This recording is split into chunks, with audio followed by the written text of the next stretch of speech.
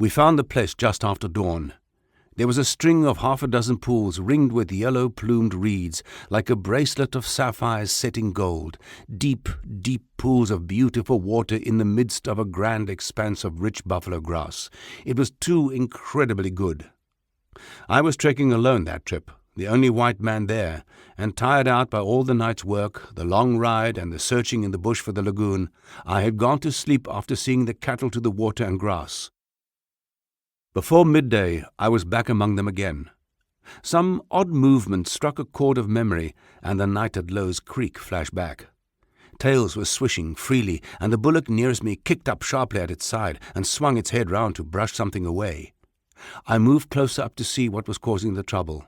In a few minutes I heard a thin sing of wings, different from a mosquito's, and there settled on my shirt a grey fly, very like and not much larger than a common housefly, whose wings folded over like a pair of scissors. That was the mark of the beast. I knew then why this oasis had been left by transport rider and trekker, as nature made it, untrodden and untouched. Not a moment was lost in getting away from the fly, but the mischief was already done. The cattle must have been bitten at Low's Creek weeks before, and again that morning during the time I slept, and it was clear that not drought and poverty but fly was the cause of their weakness. After the first rains they would begin to die, and the right thing to do now was to press on as fast as possible and deliver the loads. Barberton was booming and short of supplies, and the rates were the highest ever paid. But I had done better still, having bought my own goods, and the certain profit looked a fortune to me. Even if all the cattle became unfit for use or died, the loads would pay for everything, and the right course therefore was to press on, for delay would mean losing both cattle and loads, all I had in the world, and starting again penniless with the years of hard work thrown away.